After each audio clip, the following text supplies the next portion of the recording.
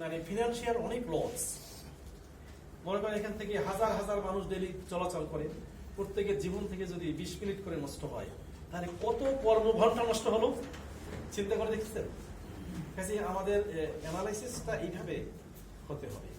এই জন্য ফুটপাতে দোকানের ব্যাপারে, মানে রাস্তার দোকানের ব্যাপারে আমার বক্তব্য হলো যে বিকল্প কোনো পথ সিটি কর্পোরেশন যদি দেখায়। আমি প্রশাসনের সাথে বসেছি, সে সময় আমি একই কথা বলেছি যে বিকল্প এদেরকে দেন, জায়গা যেখানে আছে সেখানে তারা বসুক প্রয়োজনে, কিন্তু রাস্তায় কোনো অবস্থাতেই বসানো যাবে না।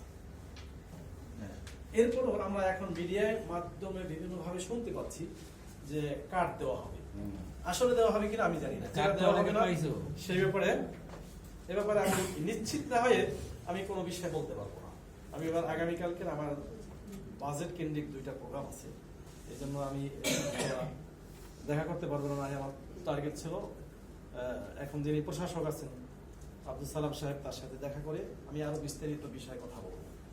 বিশেষ করে আপনারা কিছু যে বিষয়গুলো বলেছেন, যেটা আমাদের জীবনের সাথে অঙ্গাঙ্গিভাবে জড়িত, আমরা এলাকায় যারা বসবাস করি, এই যে জলাবদ্ধতা, কয়েকটা জায়গা আছে যে বৃষ্টি সামান্য হলেই জলাবদ্ধতা সৃষ্টি হয়ে যায়, এবং সেটা একটা যে পানি বৃষ্টি হয়েছে তাৎক্ষণিকভাবে রাস্তায় জমে পানি, এটা এক জিনিস। আবার অল্প সময়ের ভিতরে নেমে যায়, এটা হয়তো হতেই পারে, এটা যে কোনো জায়গায় হতে পারে যে একটা নির্দিষ্ট সময়ের ভিতরে আবার পানি চলে যায়। কিন্তু কিছু এলাকা আছে যে জলাবদ্ধতা মানে এটা যায় না, 2-4-5 দিন থেকে যায়। তা এর ফলশ্রুতিতে কি হয়, রাস্তা নষ্ট হয়ে যাচ্ছে, লোকজন চলাচল করতে পারে না।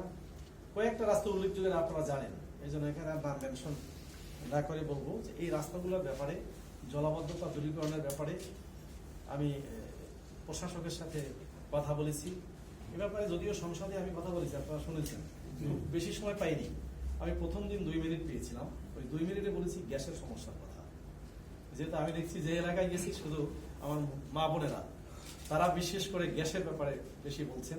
সাথে সাথে ভাইরাও যে গ্যাস সমস্যার সমাধান হয়, কিছু কিছু বলছেন যে কিচ্ছু লাগবে না, আমরা এই পানির ভিতরে হাঁটবো, গ্যাসের ব্যবস্থা করে দেয়।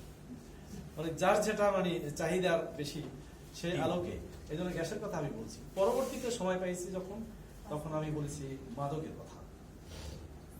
এরপর যখন লাস্ট 6 মিনিট কথা বলার সুযোগ পেয়েছি, আমি সবগুলা অ্যাট এ গ্লান্স বলেছি, এবং সেখানে মাদকের ব্যাপারেও কথা আসছে, এবং সেটা কিভাবে বন্ধ করবেন এই ফর্মুলা সহ আমি উপস্থাপন করেছি।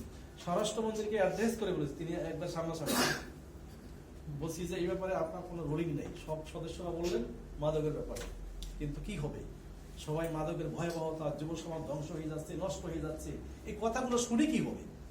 এই কথাগুলো বলতেছেন, কিন্তু সমাধান কি? সে সমাধানটা তো আমাদের বের করতে হবে। যাই হোক, এ ব্যাপারে নেক্সট অধিবেশনে আবার আলোচনা হবে।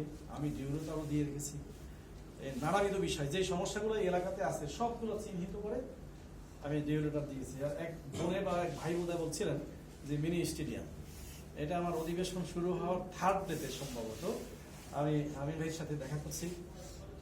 দেখা করে তার কাছে বলছি যে প্রতি ওয়ার্ডে একটা করে মাঠ, খেলার মাঠ দরকার, তার পাশাপাশি একটা মিনি স্টেডিয়াম দরকার। তো উনি আলহামদুলিল্লাহ বলেছেন এটাই যে মাঠের ব্যাপারে খুব কম সময়ের ভিতরে দেওয়া যাবে, কিন্তু শর্ত হলো জায়গা একটু খুঁজে বের করে দিতে হবে, এটা বলছেন। আর সেকেন্ড হলো স্টেডিয়াম, হ্যাঁ এটা একটু সময় লাগবে। যাক, সে পজিটিভলি আমাকে বলেছে। তবে মাঠের ব্যাপারে জায়গা খুঁজতেছি, এ ব্যাপারে আপনাদেরও সহযোগিতা আছে। আমাদের লোকজনকে বলেছি, তারা খুঁজতেছে।